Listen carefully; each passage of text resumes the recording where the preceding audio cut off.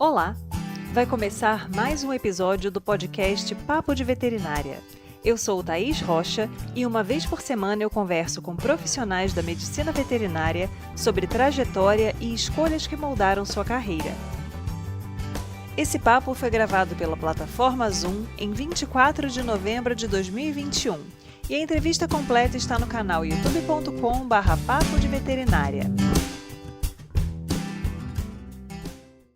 No Papo de Veterinária, já recebemos convidados que falaram sobre a reprodução de diferentes espécies. E hoje é a vez dos pequenos ruminantes. Se essa área te interessa, não deixe de conferir o papo de agora. Conversei com Renan Denadai, médico veterinário graduado pelo Unesp de Botucatu, com residência em Fisiopatologia da Reprodução e Obstetrícia e mestrado e doutorado na mesma instituição. Ele é professor da Unesp de Botucatu e traz, a partir da sua experiência, informações importantes para os alunos sobre os aspectos relevantes da formação para quem tem interesse na reprodução de pequenos ruminantes. Confira! Seja muito bem-vindo, Renan. Obrigada por aceitar estar aqui com a gente hoje. Imagina, Thaís. Obrigado você pelo convite. É um prazer poder vir aqui falar um pouquinho da nossa profissão. Renan, você sempre quis trabalhar na área de reprodução? Não. Falar a verdade, sim. Até o segundo ano do colegial, eu não sabia nem que eu queria fazer veterinária, né? Um belo dia, basicamente estava naquelas aulas, né, de formação para determinar aí onde que a gente ia seguir carreira e tal. Eu acabei vindo veterinário, eu já gostava de animais, gostava do tema, mas não tinha imaginado. Quando eu entrei na graduação, eu não tinha muito assim, quero grandes, quero pequenos, até que eu lembro que no primeiro ano eu fiz um estágio aqui em Botucatu, a gente tinha um estágio de vivência, onde a gente podia ir nos departamentos, eu fiz na clínica de grandes, fiz na reprodução, fiz em alguns outros lugares, e eu me encantei com a reprodução, né? E daí para frente eu falei, nossa, eu quero atuar nessa área de reprodução animal, quero seguir. Inicialmente, né, eu nem pensava em pequenos ruminantes, pensava em bovino, em equino, depois eu fui indo mais para a área de ruminante, efetivamente, fiz alguns estágios com gado de corte, alguns estágios com gado de leite, até que realmente eu encontrei, dentro dos pequenos ruminantes, a minha vocação, talvez, ali dentro da veterinária, né? A área que eu mais tenho afinidade, né? Apesar de olhar, especialista em pequenos ruminantes, eu atuei em várias áreas dentro da reprodução, mas realmente é a área da minha paixão, assim, dentro da veterinária. E aí, esse direcionamento para os pequenos ruminantes foi por conta de projeto de pós-graduação ou não? Olha, é até engraçado, né? Meu pai, ele sempre quis, na verdade, ter uma fazenda e tal. Ele não é da área, né? A gente não tem a família com tradição de pecuária, nada, mas ele queria ter. E daí, na época que ele comprou um sítio e tal, a gente começou a estudar bastante e eu comecei a me interessar muito. E eu já estava na graduação, né? Acho que eu estava no segundo ano da graduação e comecei a me interessar muito pela exploração dos pequenos ruminantes, né? Que, principalmente quando você cai nesse mundo, tem vários pontos ali que chamam a atenção, né? Uma taxa de lotação, em comparação a outras espécies, maior por área, uma maior produtividade por área. Isso, principalmente para a pessoa que pensa na ovinocultura como negócio, atrai bastante. Depois a gente acaba descobrindo outras características dos ovinos que realmente aumentaram o meu interesse pela espécie. Foi basicamente isso, né? Não teve um vínculo direto na graduação, já estava com aquele interesse na parte de reprodução e tal, e foi quando eu comecei a estudar um pouquinho mais sobre os pequenos ruminantes. Bacana. E é interessante porque São Paulo é um mercado bom para ovinocultura, né? Mas isso acaba não sendo muito difundido no Brasil como um todo. Existem alguns... Aí você me corrige se eu estiver errada. Existem algumas regiões em que a ovinocultura é mais forte e em outras ela já não tem um apelo tão grande. Aqui no Espírito Santo, por exemplo, onde eu estou agora, né, a gente não vê muito essa cultura, né, de vou comer um cordeiro, né, e é bem diferente a questão de mercado. Para você foi tranquila essa inserção no mercado aí em São Paulo? Então, bem nessa época que eu realmente optei por começar a participar desse mundo dos ovinos, aqui no estado de São Paulo estava começando um boom da raça santinês, né? Eu não sei se estava começando, já estava no meio, e se difundia muito, né? Trazendo como, olha, o Nelore da ovinocultura, a raça que vai resolver o problema da ovinocultura, e isso, né, aumentou bastante, né, os criadores de ovinos no estado de São Paulo. Depois veio a raça Dorper, teve um boom também, não sei se proporcionalmente foi tão grande quanto o Sampinense. Mas sim, né? Hoje eu vejo, e esses bons dessas raças têm muito a ver com outro processo que acontece aqui em São Paulo, né? Pode ser aqui e em outras partes do país, a gente tem questão de algumas grandes empresas voltadas aí para a área de papel celulose, cana-de-açúcar, produção de suco de laranja, eles fazerem grandes arrendamentos. E nessa época começou a sobrar algumas propriedades menores, né? E dificilmente esse cara conseguiria, nessa área menor, criar um bovino, talvez uma bovinocultura de leite, e eu acho que isso contribuiu também para o interesse. E uma coisa que eu percebi nesse momento, assim, é muito empresário de São Paulo mesmo, que via na atividade uma alternativa para ele ter um negócio paralelo com o que ele tinha em São Paulo e ganhar dinheiro. Então, juntou esse boom das raças com essa característica das propriedades rurais, mas o interesse dessa pessoa, e também era uma atividade que não despendia de muito dinheiro. Quando você comparar uma criação de bovino de corte, às vezes o cara precisa de uma área muito maior, isso requer ou um custo de arrendamento ou um custo de aquisição de área que é alto, né? O preço unitário por animal é alto, o ciclo é mais longo, então isso deve ter chamado a atenção dessas pessoas que trabalhavam com negócios em São Paulo. Quando você fala com relação à distribuição, os ovinos e caprinos, eles têm realmente uma peculiaridade no Brasil. Hoje, o Nordeste é o grande polo das duas espécies, né, tanto dos ovinos quanto dos caprinos. No Rio Grande do Sul tem uma criação muito grande, ela já foi o maior estado produtor de ovinos. Hoje o Nordeste já passou o sul do país, mas ainda tem sim, né, uma característica e uma tradição de criação muito grande. E isso é diretamente relacionado com o padrão de consumo, né? Então, nessas regiões onde a exploração é maior, é lógico que o consumo tende a ser maior. Uma coisa com relação ao padrão de consumo que eu falo para os meus alunos é assim: a gente tem vários números, né? Fala, aumenta o número de criação, aumenta o número de abate, aumenta o número de carcaça. Eu gosto de usar um indicador que ele não é nada técnico, que chama gôndola do mercado. A hora que você vai na gôndola do mercado e começa a perceber que um determinado produto está com mais constância lá, então, assim, se tem ali, é porque tem algum consumidor que está indo atrás desse produto.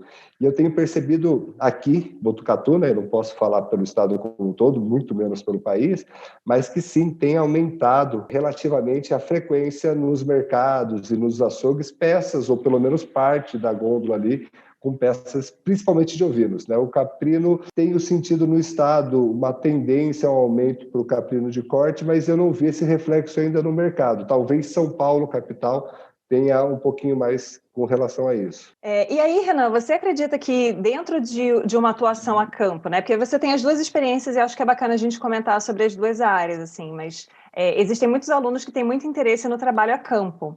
E aí, às vezes, existe uma segmentação durante o ensino que é necessária, né, para que haja um aprofundamento dentro dos assuntos. E aí, às vezes, a pessoa vê as matérias muito segmentadas, então, eu amo reprodução, eu gosto de reprodução, só vou trabalhar com reprodução. E, às vezes, a campo você precisa atender outras áreas dentro da medicina veterinária, principalmente a área de produção animal, né? Quando a gente pensa em ruminantes, né? Às vezes você tem que entender sobre nutrição, sobre manejo, sobre pastagem, sobre uma série de outros parâmetros importantes, a parte de sanidade, né? Prevenção de doenças, vacinação, vermifugação, doenças mais comuns, porque eu acredito, e aí você me diz, né, qual é a realidade que você encontra, que não é comum que o proprietário chame um veterinário para cada coisa que ele precisa. Não, ficou uma ovelha doente, chama o veterinário da clínica. Não, agora é a cirurgia, chama o veterinário da cirurgia. Essa não é a realidade de campo. Dentro da sua vivência, né, quais foram as áreas que você acredita que é interessante o aluno já começar a abrir o olho? Você pode amar reprodução, mas não ignore aqui o coleguinha para que ele tenha uma formação mais sólida e tenha mais chance de se inserir num trabalho a campo. Assim, sempre, até quando eu vou falar de fisiologia da reprodução, a gente cita alguns pilares da exploração animal, né? E a reprodução seria um dos pilares, e a exploração, a produção, ela depende dos outros, né? E a gente tem ali como base nutrição, sanidade, a nutrição, e eu considero a genética não como um pilar, mas talvez como um alicerce que tem uma conexão entre todos eles, né? Então, assim, vamos supor, né? Hoje eu trabalho em algumas propriedades que só com a parte de reprodução e mesmo propriedades comerciais, mas no começo não era assim, obviamente. Vou lá, faço um baita planejamento produtivo, consigo, né, determinar todos os manejos que vão acontecer, quando que isso vai acontecer, qual a melhor forma de execução. E esses animais estão com verminose, estão com foot-rot, tem uma condição de passagem ruim, não recebe nenhum tipo de suplementação. Qual é a probabilidade, né, do meu planejamento reprodutivo ser executado? Tudo bem? Então, assim, a pessoa pretende atuar na área de reprodução em pequenos ruminantes. Eu acho que existem duas possibilidades grandes. Uma possibilidade, ele atuar só com biotecnologia. Ele vai pegar um mercado muito menor.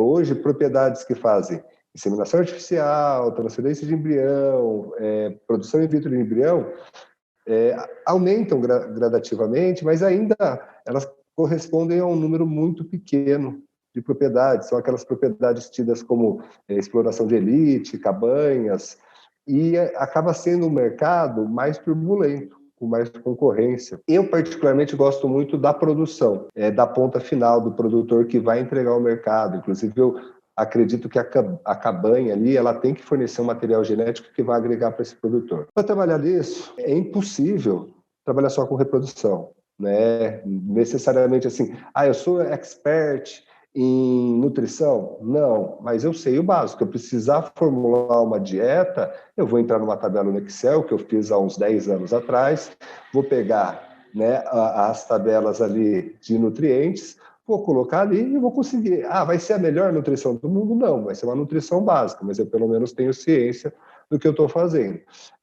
Enfermidades, né? Enfermidades, elas estão diretamente relacionadas à reprodução. Então, eu preciso saber medidas profiláticas, calendário de vacinação, algumas terapêuticas. Eu preciso saber fazer uma necrópsia, né? Eu não necessariamente preciso saber fazer um histopatológico. Eu posso levar essa peça para um laboratório que vai realizar um exame mais profundo, mas eu preciso pelo menos saber a técnica, saber separar os órgãos, saber coletar o material, é fundamental. Eu preciso saber fazer algumas cirurgias, em particular eu gosto muito da parte de cirurgia, então isso para mim é até legal, mas algumas pessoas têm um pouco de dificuldade, então é fundamental que saiba pelo menos uma ou outra coisa ali de intervenção, pelo menos fazer uma sutura, alguma coisa ali mais do dia a dia, né? Mas sim, eu acho que o diferente, eu trabalho também com reprodução de pequenos, e lá eu sou especialista, ultra especialista.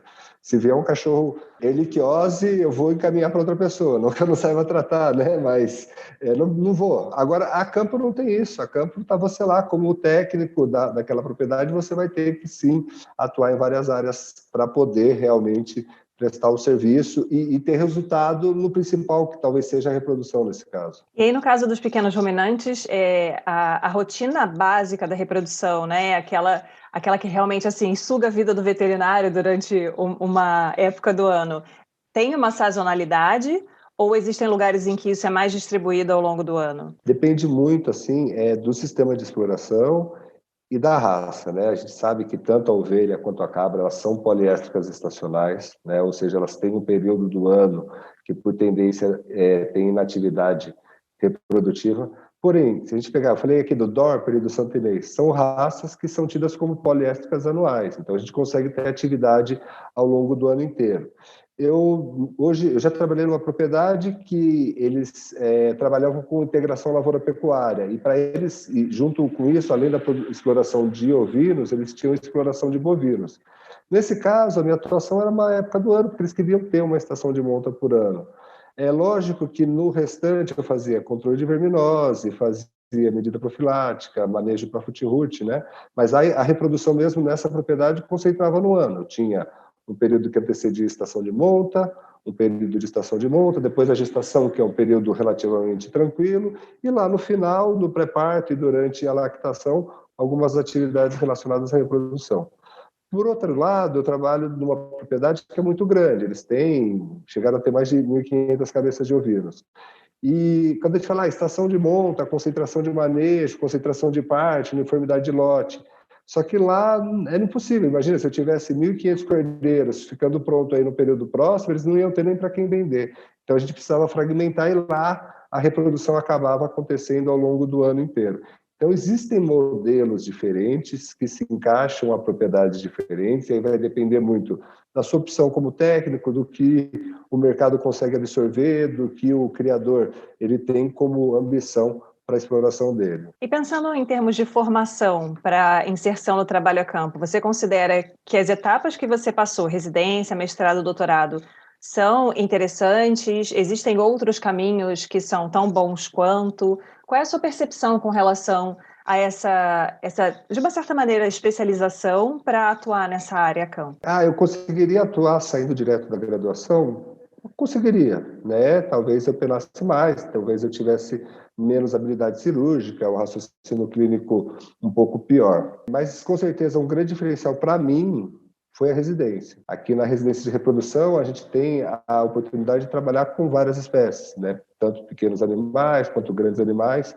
E parece ali, os pequenos animais estão completamente longe do que eu faço hoje, não, até porque eu trabalho também com pequenos animais, mas a parte de habilidade cirúrgica, raciocínio clínico que eu desenvolvi na clínica reprodutiva e na cirurgia reprodutiva dos pequenos animais foram muito importantes. Obviamente, né, o que eu estudei e o que eu desenvolvi ali nos grandes, cirurgia de cesariana, parte de biotecnologia são fundamentais, e é lógico que... Mas uma coisa que me fez crescer muito como pessoal, como profissional, era muito novo, eu entrei novo na faculdade, consequentemente saí novo, né? Ou seja, sem DP, sem nenhum contratempo ali na graduação, e provavelmente eu não ia saber lidar com um proprietário, né? Com um criador, né? Eu até dei um exemplo outro dia que era assim, imagina se eu chegar para um criador e falar, olha, vamos fazer um programa de inseminação artificial.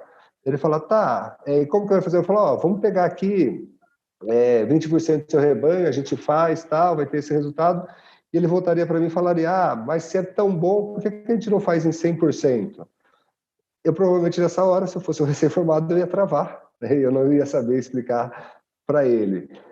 E eu acho que um pouco da residência de estar na rotina, de aprender a lidar com o proprietário de cachorro e com criadores e proprietários de grandes animais, me fez evoluir muito nessa relação com o ser humano, né? Aquelas pessoas que dizem, eu vou fazer veterinária porque eu vou lidar mais com o animal do que com o ser humano. Isso é mentira, né? A nossa profissão, apesar de ser da área de agrárias, biológicas ou médica, aí, seja ela qual for, a gente que tem que ter uma relação interpessoal ali com, né, os criadores e os colegas muito intensa. Então, por exemplo, depois de, lógico que agora faz um tempo já que eu saí da residência, mas eu poderia chegar para ele e falar, olha, veja bem, a gente está implementando uma biotécnica nova na sua propriedade, a propriedade ainda não está acostumada com a execução dessa técnica, então a gente precisa lapidar, né, os funcionários, o manejo, para que a gente possa inserir essa tecnologia na propriedade. Dessa forma, eu garanto que o resultado aqui vai ser satisfatório e que a gente possa ampliar para os próximos animais. E esse tipo de conversa, não necessariamente eu preciso ter uma formação técnica muito grande, mas eu preciso ter uma experiência de lidar com a situação de desafio, de saber conversar com o proprietário. E isso, na residência em si, foi muito importante. Com relação ao mestrado e doutorado, eu sempre tive a minha pesquisa muito voltada para a área aplicada. Então, eu pude desenvolver técnicas como ultrassonografia, aspiração folicular, inseminação artificial por laparoscopia, que não fazem... A ultrassonografia não, era rotina quase sempre na minha atividade como prestador de serviço. Mas as outras não fazem tanto, não estão tão presentes como outras, né? Mas sim fizeram me desenvolver como técnico também, não só na parte de pesquisa. Eu hoje vejo, não sei se, e conversando até com outros profissionais, uma questão também do mestrado mais profissionalizante, o doutorado ainda um pouco discutível, mas um mestrado ali voltado para você terminar de desenvolver uma técnica, de evoluir, de crescer dentro de uma área mais específica. É interessante a gente falar um pouco a respeito dessa imaturidade que existe, porque quando a gente está, né, na fase de universidade, a gente já está super adulto, já resolvi, muitas vezes já saiu de casa e acha que já está dominando o mundo. E a hora que a gente põe a cara na rua para trabalhar, a gente percebe que, né, vulgarmente falando, o buraco é mais embaixo, né? A gente precisa realmente amadurecer essas habilidades de relação interpessoal, porque um mal entendido com o proprietário, né, com um tutor que seja, dependendo da área que você trabalha, pode potencialmente significar a perda daquela oportunidade de trabalho. E às vezes você está lidando com uma propriedade grande, com uma oportunidade interessante ali, que talvez você não consiga, né, repor essa chance em um período tão próximo, mas de qualquer forma é importante as pessoas terem atenção a essa necessidade de um amadurecimento no lidar com pessoas, né? Que às vezes é uma coisa que ainda está muito latente no médico veterinário, né? Eu amo bicho, não gosto de gente, é por isso que eu quero ser veterinário. E a gente não tem realmente como escapar, né, da relação com pessoas, inclusive é o que engrandece muito, né, a nossa formação enquanto pessoas. Afinal de contas, a gente vive em sociedade, né? Quem quiser ir lá ser ermitão, morar numa caverna sozinho, boa sorte, né? Mas não é a nossa realidade no geral. Então, Renan, e o direcionamento da sua carreira para a atuação docente, né? Foi um desejo que surgiu com a vivência da pós-graduação ou você já começou a vislumbrar essa possibilidade lá desde o início? Assim, eu sempre fui aquela pessoa na graduação que se tinha alguma coisa para apresentar e tal, falou, não, pode deixar, eu apresento e tal, participava ali da execução dos trabalhos, eu gostava bastante, né, de falar, assim, né, e daí chega um colega outro e fala, pô, você fala bem e tal, você deveria ser professor, mas você fala, não, imagina, eu quero ser veterinário, quero trabalhar campo, né, quero ficar lá, e logo que eu saí da residência, entrei no mestrado e no finalzinho do meu mestrado surgiu uma oportunidade para que eu fosse trabalhar numa faculdade particular. Inicialmente eu ia trabalhar lá como veterinário, não ia trabalhar como professor. Aí, depois de 6 meses lá, eu fui convidado a começar a trabalhar como professor. E é lógico, né? Se eu já estava no mestrado, já tinha alguma expectativa de docência, mas era sempre aquele negócio, não, vou aqui aprender e tal, talvez a docência no segundo plano. E aí eu comecei realmente a gostar muito, né? Assim, de ter efetivamente uma satisfação pessoal, de conseguir passar algum conhecimento. Depois eu tive a oportunidade de ver, né, esses alunos se desenvolvendo na carreira. Hoje tem aluno que está aqui comigo em Botucatu, né, dessa primeira faculdade que eu trabalhei fazendo doutorado. Então, para mim foi muito gratificante. E eu gosto muito de falar dessa parte que eu gosto, né? Eu gosto muito de estudar também, né? Eu acho que uma coisa tem relação direta com a outra. Para você poder ensinar, você tem que estudar muito. As coisas mudam rapidamente. Mas no começo não foi uma coisa que eu idealizei para minha carreira, mas hoje você perguntar, você tem que escolher ser veterinário a campo e professor, você me deixa numa sinuca de bico, porque eu gosto muito dos dois. Eu acho que eles se complementam, né? Que eu consigo trazer para os alunos aquela coisa do campo ali para falar da atividade teórica e talvez isso fique mais claro para eles na hora que a gente passa essa informação e passa a experiência que a gente tem na área também. Porque a gente, enquanto professor, principalmente quem trabalha com grandes animais, né, a gente percebe muito essa questão. Eu tenho alguns alunos que são interessantes. Toda vez que eu estou falando alguma coisa em aula, tem um aluno que levanta a mão e fala assim: isso aí no livro, né, professora? Porque lá em casa não dá para fazer desse jeito, não. E aí você percebe que, assim, existem algumas questões que realmente, né, elas não vão ser diretamente aplicáveis entre o que você tem numa literatura e o que você tem numa realidade de campo, ainda mais considerando todo o espectro de realidades de campo diferentes que a gente pode encontrar, então desde o pequeno produtor até o grande produtor, mais tecnificado, menos tecnificado, enfim, até o nível, né, socioeconômico do próprio proprietário daquela região, ali, daquela propriedade.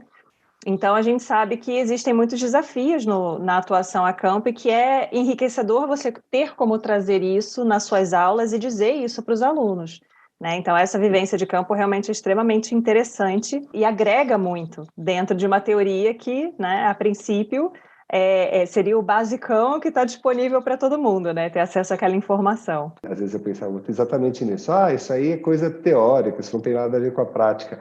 Eu acho que o grande desafio que a gente tem é realmente ter essa formação teórica grande e a grande responsabilidade de passar isso para aplicação a campo é nossa, independente da situação que a gente tem. Eu sei que o fator econômico ele é extremamente importante nos animais de produção, porém tem muita coisa, né, que é tecnificada, que a gente tem que fazer e a gente acaba, às vezes, relevando.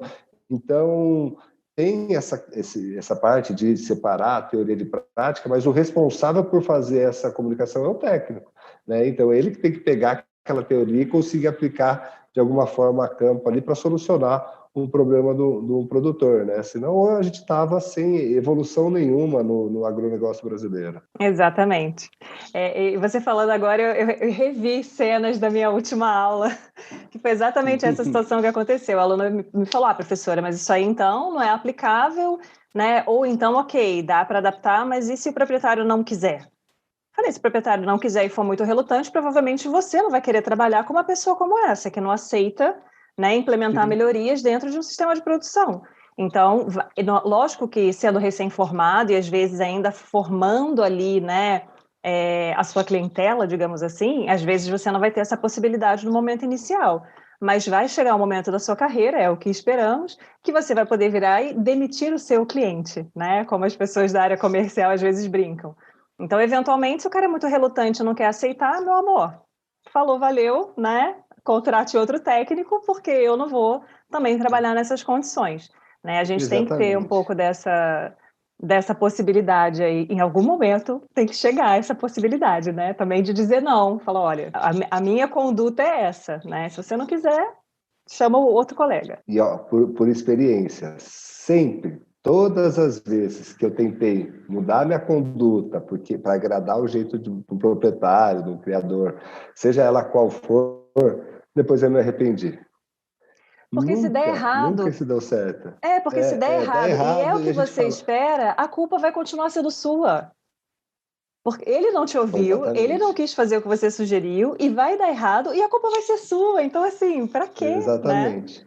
Então Enfim, a gente não questões. precisa necessariamente se sujeitar a qualquer imposição, mesmo porque a gente está ali também para orientação, né? Então, todas as vezes que aconteceu isso comigo, de eu mudar o que eu tinha que fazer para fazer o que ele queria, sendo contra o que eu acreditava que era certo, eu me arrependi depois, né? Então, eu prefiro não fazer, realmente. Eu acho que, graças a Deus, hoje eu talvez tenha chegado nesse ponto e falar, não, tá bom, obrigado. Maravilha!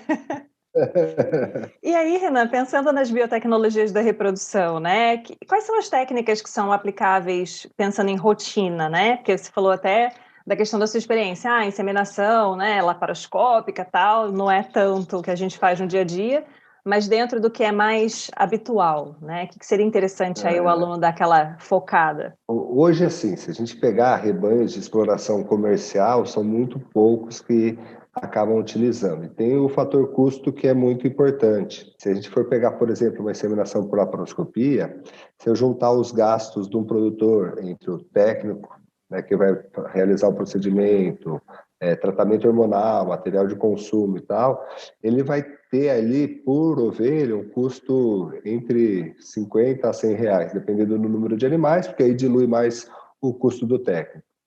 Hoje um cordeiro pronto para abate, ele vai estar entre 500 e 500 e poucos reais de valor bruto, né?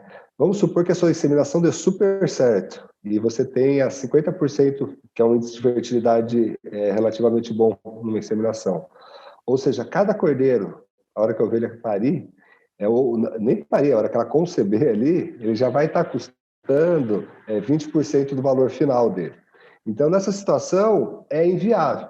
Tá? Então, você fala, então não tem como aplicar? Tem. Por exemplo, uma coisa que eu acho que é relativamente fácil de se aplicar e que vai ter um impacto interessante, a gente substituiu o sêmen congelado, como é o padrão da bovinocultura, e até em algumas propriedades agora está começando a acontecer essa substituição também em bovinos, e utilizar um sêmen refrigerado. Eu vou usar uma técnica de inseminação que ela é menos sofisticada, que é a cervical superficial, eu consigo ali, talvez numa propriedade vizinha ou próxima, o sêmen de um carneiro que seja melhor do que eu já tenho na propriedade, então eu vou conferir algum tipo de melhoramento genético e vou estar aplicando biotecnologia. Isso diminui muito o custo. Ou mesmo, assim, hoje nessa propriedade que eu trabalho, que ela tem um rebanho um pouco maior, a gente tem um problema lá dentro que é com relação à aquisição de reprodutor. Esses reprodutores, geralmente, eles são de cabanha, a hora que eles chegam num trabalho de campo, eles sentem muito, consequentemente, ela tem que fazer uma reposição muito frequente. Então, o custo com aquisição e manutenção dos reprodutores é alto. E aí a gente está bolando ali um projeto onde a gente vai selecionar as 50 melhores ovelhas do rebanho e vai fazer inseminação nessas ovelhas. No final, como o objetivo não é produção de cordeiros, e sim de carneiros para aquele produtora, a gente viu que o custo individual por carneiro vai ser menor. E vai ser um carneiro que a gente criou dentro do sistema da propriedade, então ele já vai estar adaptado àquela situação, ou seja, a possibilidade dele sentir a estação de monta ou ter qualquer doença vai ser muito menor. Consequentemente, assim, eu estou usando uma biotécnica, que ela é relativamente cara, mas um sistema de produção. Agora, tem as propriedades de elite, né? Tem muita propriedade que faz inseminação com sêmen congelado, que faz transferência de embrião, a fertilização in vitro, ela tem alguns entraves, porque a gente não tem tantos laboratórios como os bovinos. Então, a questão logística de transporte do ócito pode ser uma complicação, mas é uma possibilidade. O que eu gosto de ressaltar em relação às biotecnologias é assim, é a gente saber, né, quais são os benefícios de cada uma das técnicas, saber a aplicação que elas têm, e a gente ter isso dentro da nossa caixa de ferramenta e poder propor em situações específicas. Tem uma outra propriedade que ela quer começar ali uma exploração de ovinos leiteiros. A gente tem uma quantidade de animais a serem comercializados dessas raças leiteiras pequeno. O que a gente vai fazer? A gente vai comprar receptoras de corte, vai comprar algumas ovelhas e vai fazer transferência de embrião para ele poder formar o plantel dele. Então, assim, existem diversas aplicações. O que a gente precisa saber é como utilizar cada uma dessas biotecnologias. Talvez a inseminação, como em outras espécies, seja realmente a mais difundida, mas ainda num número relativamente menor quando a gente compara com bovinos ou com equinos, seguido da TE, e a FIV ainda vem caminhando, né? E tudo isso muito relacionado ao custo individual de cada animal. Agora, uma coisa me chamou a atenção nessa sua fala, porque além de saber lidar com gente, também tem que saber fazer conta, né? É uma questão importante também. Você tem que colocar na ponta do lápis, né? Questão de custo, aplicação, como você dilui isso naquele número de animais. E aí, uma questão que eu queria te perguntar, que normalmente as pessoas têm muita curiosidade, é a questão da precificação da mão de obra. Então, como é que são feitos esses acordos de maneira geral, ou como foi na sua experiência, esse acordo de pagamento para você fazer assistência a uma propriedade? Eu tenho 3 formas de basicamente, execução. Né? O serviço pré-determinado, que nem hoje, acabei de chegar aqui, a pessoa me chamou para fazer ultrassom no número X de ovelhas. Geralmente, nesse tipo de serviço, eu divido, né? Então, as 8 horas do meu dia ali de serviço, de trabalho, por quanto que eu pretendo ganhar por hora trabalhada. Né? Em cima disso, eu sei, por exemplo, que em meio período, 4 horas, eu consigo fazer de 100 a 300 exames ultrassonográficos. Então, eu coloco nesse período, né, cheio ali, o quanto que eu quero efetivamente ganhar, e cobro por período, nesse tipo de situação. Eu fui chamado para fazer uma cesariana, um trabalho específico. Eu cobro pelo serviço específico da cesariana. Assistência, aí depende muito do que a pessoa quer, né? Só para voltar, né? Geralmente esses serviços que eu presto esporádico eu relaciono ao salário mínimo, tá? Eu trabalho com a média, dependendo da propriedade e tal, de 1 a 2 salários mínimos por dia, e daí eu divido isso em relação ao número de horas, tudo bem? Dependendo do serviço e tal. Uma outra possibilidade é a prestação de assistência, né? E daí eu gosto de colocar isso para os produtores. A assistência, ela não se limita ao dia que eu vou na propriedade. O dia de visita é um dia onde eu vou acompanhar o que está acontecendo, então às vezes até faço pouca coisa. Mas depois eu tenho um X de horas que eu fico na minha casa, fazendo planilha, batendo Excel. Hoje eu faço todos os meus relatórios no Canva para ficar um negócio bonitinho, então eu perco um tempo, porque dá uma diferença na hora que eu vou apresentar para o produtor, né? Mostra um profissionalismo. E então tem, né, um trabalho extra. Então, daí geralmente depende do que ele quer. Se ele quer que eu trabalhe só com a reprodução, se ele quer que eu faça reprodução sanidade e nutrição. Daí varia também do tamanho da propriedade, do número de vezes que eu vou ter que ir nessa propriedade, né? Uma vez por semana, uma vez a cada 15 dias, e daí eu cobro fixo por mês ali, porque pode variar de 1 até 5 salários mínimos, dependendo do número de animais e de vezes que eu vou ter que ir até essa propriedade. E a última são das biotecnologias, né, que daí a gente pode até trabalhar com produção, né?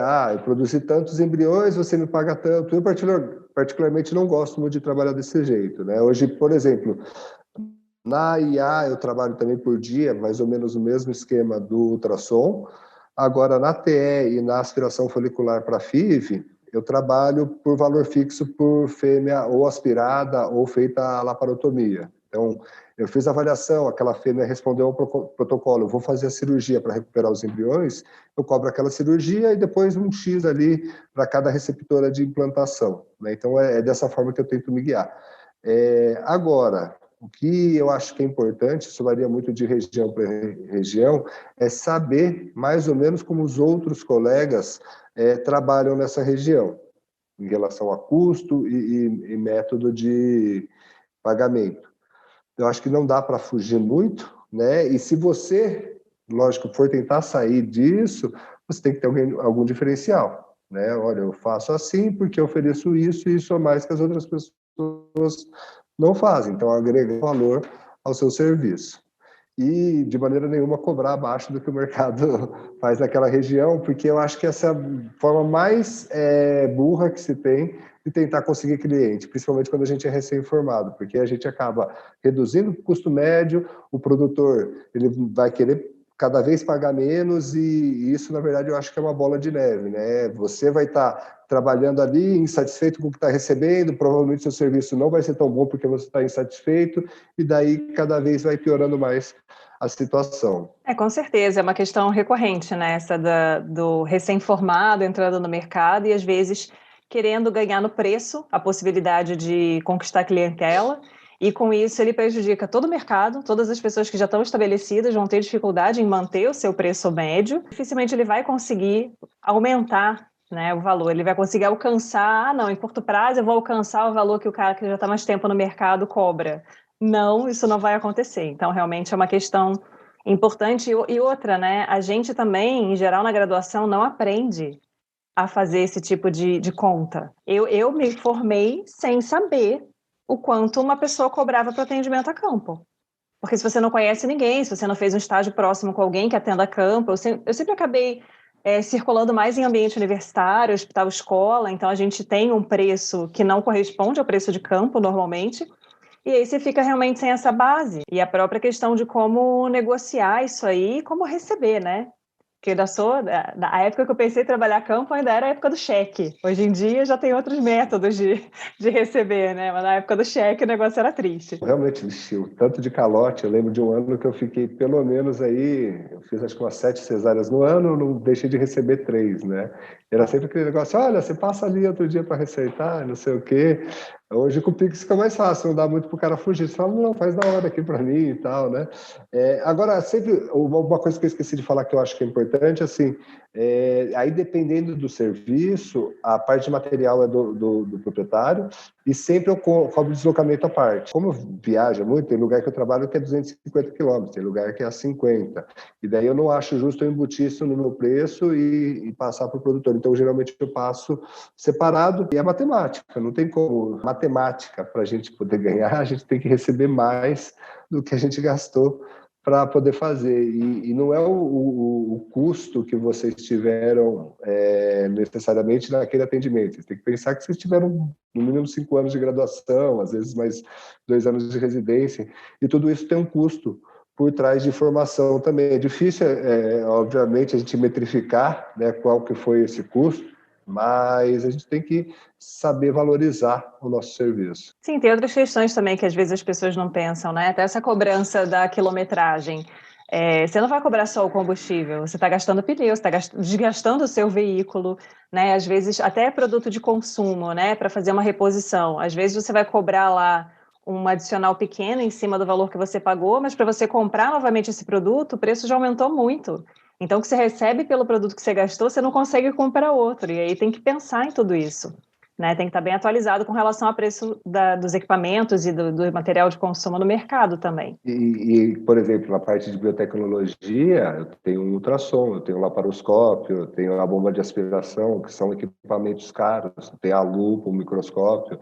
Isso tudo tem depreciação. Eu preciso fazer revisão constante, eu preciso trocar, né? Hoje eu estou com um eletroejaculador que ele já não está funcionando mais, gastar aí uns 5 mil para comprar um novo. E tudo isso tem que estar no custo. Na verdade, assim, eu acredito que é isso. Teria que gerir a nossa atuação profissional como uma empresa. A empresa, ela não pega tudo que ela recebe e ela cota no CPF do CNPJ e consome tudo aquilo. Ela vai fazendo reserva, ela reinveste. E a tendência se eu cobro R$ 1.000 ali, é R$ 1.000 que caiu, eu vou fazer o que eu quiser da minha vida, mercado, sair, churrasco, e a pessoa acaba esquecendo de ter um planejamento como empresa. E nesse sentido, eu acho que é legal, né? E hoje tem bastante coisa fora da graduação que a gente tem acesso, inclusive tenho estudado bastante sobre isso, que ajuda a ter essa visão diferente, né? E daí você gerenciando melhor, consequentemente, você vai crescer mais, você vai ter melhores produtos, vai oferecer melhores serviços e vai ter um crescimento pessoal, profissional e financeiro maior dentro da profissão. É que é uma questão que a gente não tem como dissociar, né? A pessoa que está mal paga, ela dificilmente vai estar feliz e satisfeita, né? E aí isso vai se refletir em vários Exatamente. aspectos da vida, inclusive em cima do profissional. Vai ter o pessoal, né? Então vai ter toda aquela bola de neve ali que não é uma boa, né? E eu ia te perguntar também, Renan, você acabou até comentando agora sobre os equipamentos, né? Que normalmente você precisa investir para poder começar esse trabalho de campo. Então seria um ultrassom. E aí, dependendo se você trabalha com biotecnologia ou não, né, com as outras técnicas lá, você teria que investir em outros equipamentos, então.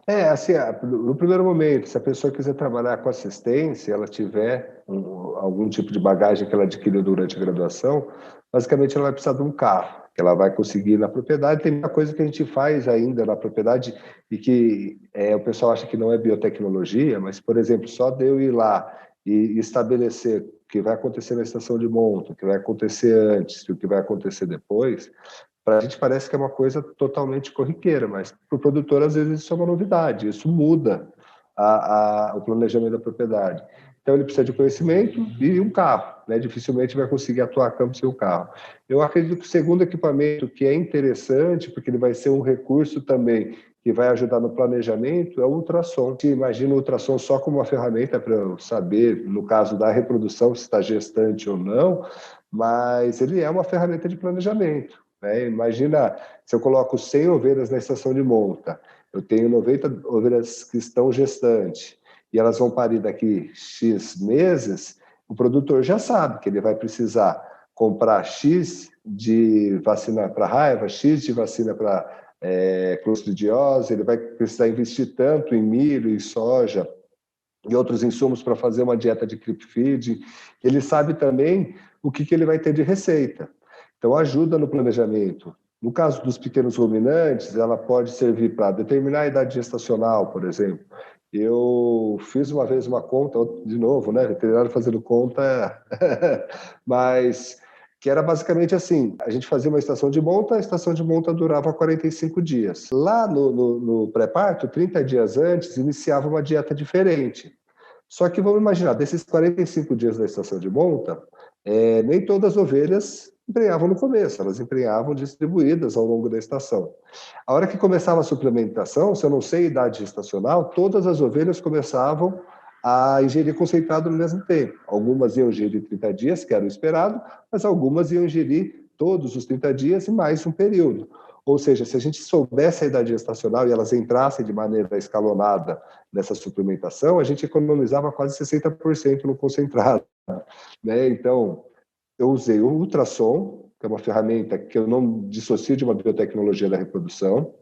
Eu determinei a idade gestacional durante o meu exame ultrassonográfico para determinação da gestação, e isso refletiu no lucro para o produtor, né? Então, eu acho que é um segundo item importante. E uma outra parte que eu acho que é legal da pessoa que está começando a atuar a campo, voltado para a área de reprodução, equipamento andrológico, que ele é até mais barato que o ultrassom, e porque vai refletir, obviamente, nos índices de fertilidade e natalidade da propriedade.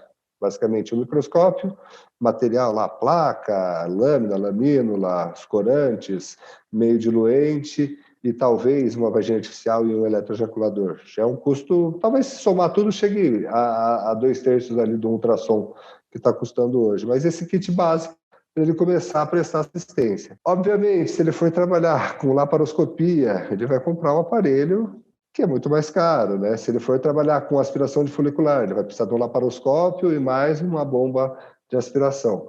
Mas eu, com a experiência que eu tenho hoje, estivesse me formando e fosse comprar, eu compraria um ultrassom, um kit, um material ali para andrologia. Que as outras biotecnologias, elas se encantam, né? A gente vê a IA, vê a TE, e elas são bonitas realmente. Mas se você conseguir trabalhar bem no manejo reprodutivo com essas ferramentas que você tem, o retorno para o produtor é muito rápido. É muito rápido e ele vai ficar muito feliz com o seu serviço. Então, talvez você consiga mais isso de maneira mais rápida do que pensar nessas outras biotecnologias mais avançadas. E, pelo amor de Deus, eu não estou denegrindo a utilização dessas outras, mas eu estou olhando como uma porta de entrada no mercado de trabalho com a atuação da reprodução dos pequenos ruminantes. E aí, além disso tudo, né, um cursinho ali de gestão financeira, né, que é importante, afinal de contas. A gente fala às vezes, né, eu fiquei outro dia refletindo sobre isso. Na universidade a gente não aprende relacionamento interpessoal, a gente não aprende a lidar com proprietário tutor, a gente não aprende gestão financeira, gestão de carreira. Mas, gente, em 5 anos, olha quanta coisa a gente aprende. O curso tem que ter 25 anos de duração para a gente aprender tudo que precisa para ser um adulto funcional, trabalhando, né, inserido no mercado de trabalho. Então, tem questões que o estudante tem que começar a se ligar para ele ir correndo atrás, por fora, né, tanto quanto seja possível. Tem muito conteúdo pago, mas tem muito conteúdo gratuito na internet que já ajuda a pessoa a começar a ter essa visão sobre gestão financeira, né, que é importante. Eu, por exemplo, comecei a ter essa visão na pandemia, basicamente, né? Então, é bem recente isso, mas é importante a gente também, né, focar nisso aí. Tem coisas que seria interessante que aprendesse na universidade? Seria. É possível? Óbvio que não, né?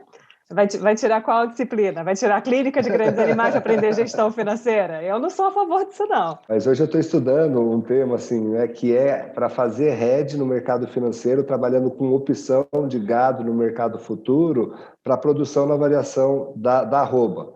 Imagina se fosse ensinar isso na graduação, eu ia sair da sala xingando a torta e direito, né? É impossível, né? Eu estou estudando porque eu gosto dessa parte de mercado financeiro. É importante, né? Imagina, é uma coisa que vou oferecer para o produtor, olha, se você fizer isso, você vai ter um lucro menor, talvez por conta disso, mas você vai ter uma proteção. Você sabe, por exemplo, que 30% dos seus bovinos ali você vai conseguir vender num determinado preço. E, poxa, isso para o produtor às vezes vira o jogo, né? A diferença entre ganhar e perder dentro daquele ciclo produtivo que ele teve. Existem muitas opções, né? E é interessante também a gente ressaltar, mais uma vez, que existe uma questão de variabilidade entre indivíduos, né? Então, existem alunos que têm um perfil, às vezes até com mais aptidão para a parte de matemática, outras pessoas são melhores na parte de relacionamento interpessoal. O que a gente não é bom naturalmente, a gente pode trabalhar para melhorar, né? E o que a gente já tem um talento, às vezes, é uma questão de investir naquilo ali, né? Porque às vezes é uma opção, inclusive, de atuação dentro da veterinária, só que a gente não tem muito essa visão, né? E acaba, às vezes, ficando ali preso, né, naquelas opções mais clássicas de atuação dentro da profissão que a gente já vislumbra até antes de entrar na graduação. E aí, Renan, você está desenvolvendo uma página no Instagram cheia de informações bacanas sobre reprodução. E aí, comenta um pouquinho aí sobre a proposta da sua página, né, do seu perfil, né, que agora eu tô velha, página, olha.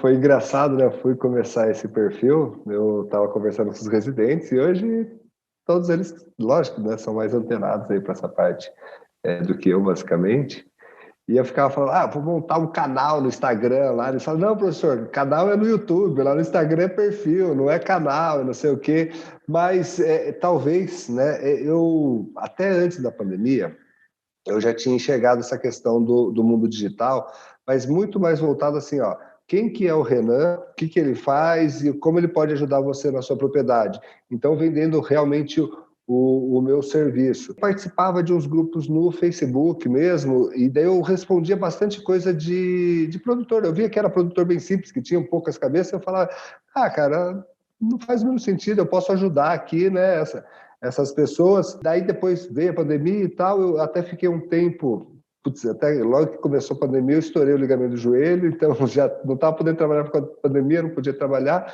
e eu comecei a dar uma estudadinha nisso, mas na época não foi, na época eu precisei correr atrás até do concurso da Unesp, e aí mais recente eu voltei, falei, putz, como eu era feliz naquela época, eu ficava respondendo aquelas pessoas no Facebook, parecia que eu agregava tanto, assim, né, e eu falei, vou voltar, não que o Facebook tenha parado de ser importante, até tenho voltado a fazer algumas coisas, mas o que eu vi? Olha, tem o TikTok, tem o Instagram.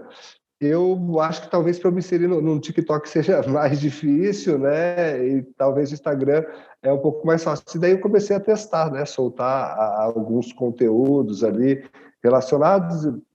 Ainda o perfil é muito pequeno, mas o que tem me deixado bastante feliz com o conteúdo é o feedback que eu tenho tido, né? As pessoas, eu vejo lá, o pessoal salva, o pessoal às vezes comenta comigo ou encontra comigo e fala e tal, e eu acho que é uma forma também, né, Thaís, da gente poder retribuir a oportunidade que a gente teve dentro da profissão, né? Hoje a gente está evoluindo cada vez mais, mas talvez não que seja pouco, né, eu falar para os meus alunos da Unesp, ou quando eu vou fazer um curso, mas se eu puder distribuir para mais pessoas o que eu aprendi, o que eu tive de informação, eu acho que até tem uma frase lá, né, que a única forma do conhecimento se tornar perene é a gente passar ele para frente, né? Então a gente guardar o conhecimento não vai fazer a gente ser a pessoa mais esperta do mundo, a gente só vai fazer que aquele conhecimento deixe, né, de existir. Então, nesse sentido, lógico que eu comecei. E eu estou gostando bastante, viu, dessa parte aí. Vamos ver se em breve aí não vem mais frutos em relação a isso.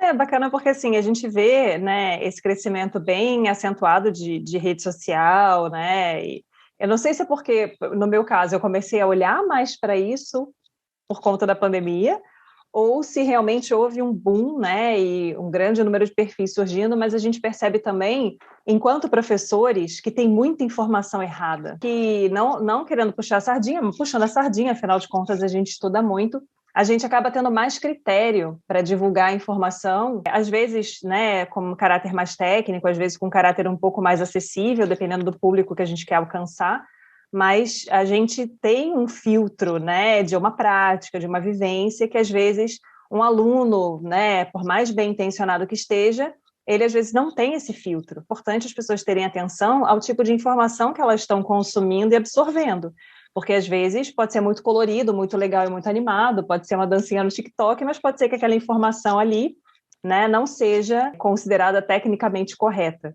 E eu não sei você, mas eu vivo recebendo. Tem aluno meu que está todo dia me mandando no Instagram, professora, isso aqui, professora, esse vídeo, professora, essa foto, o que é isso aqui? O que está acontecendo?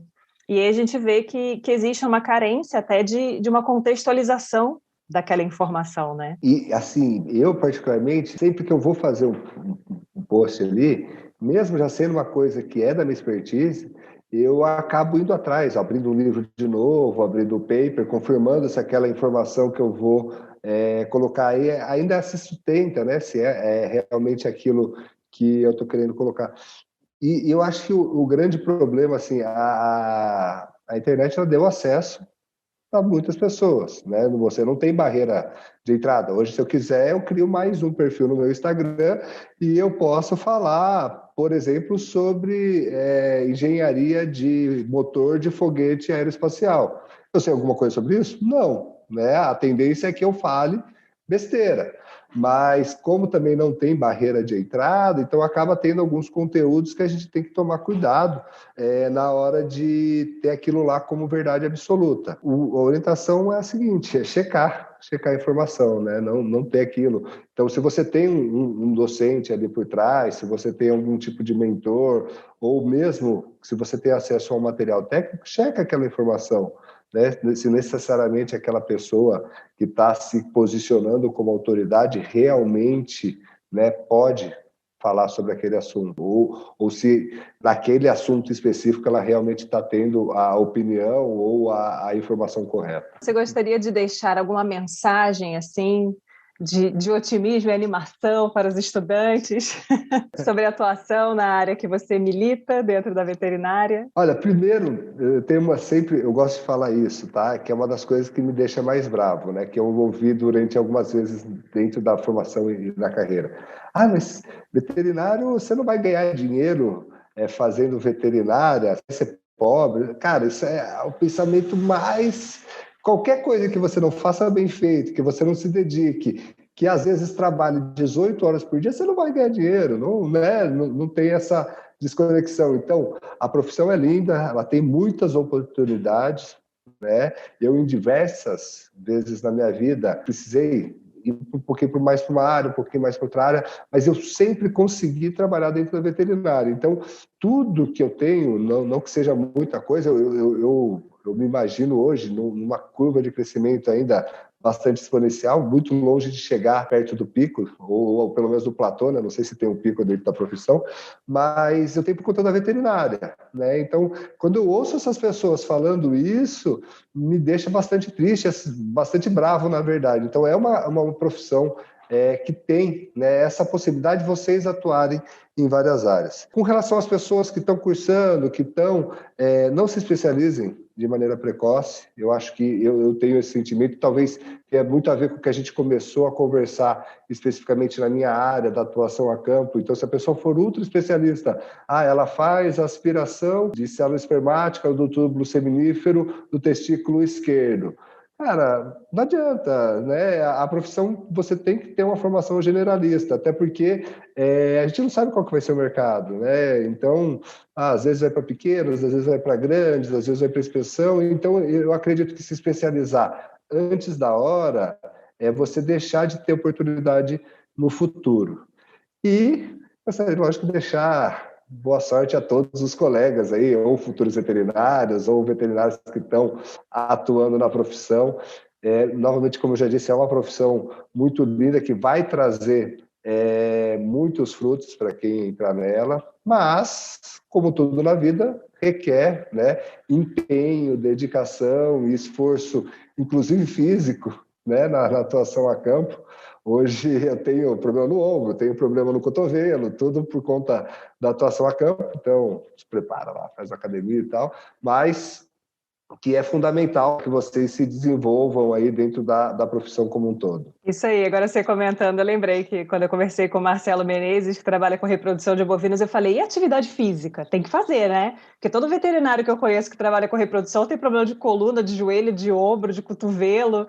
Então, assim, outra questão que a pessoa tem que estar atenta, não precisa ser marombeiro, crossfiteiro, ou seja lá que nome que se usa hoje em dia, mas fazer atividade física regular é importante para a saúde e para a longevidade, né? Não apenas para quem trabalha com reprodução, mas para todos nós. Renan, muitíssimo obrigada, adorei o nosso papo, acho que foi bem bacana, deu para já trazer, né, um pouco da sua experiência e ilustrar bastante como é a experiência que você teve no mercado, né, a sua vivência, eu acho que sempre é bacana e agrega muito, né, para quem está vindo aí um pouco depois da gente.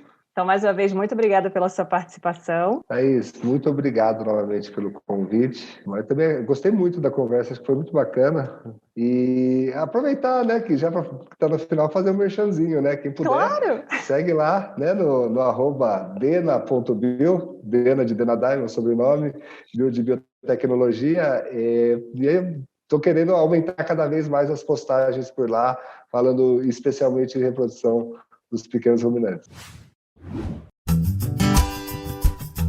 Este foi o Papo de Veterinária. Obrigada por ficar conosco até aqui. E não esqueça de compartilhar com seus colegas que também gostariam de saber mais sobre a profissão. Toda quarta-feira temos vídeos novos no youtube.com/papo de veterinária. E às segundas-feiras estarei aqui com vocês para mais um episódio. Até lá!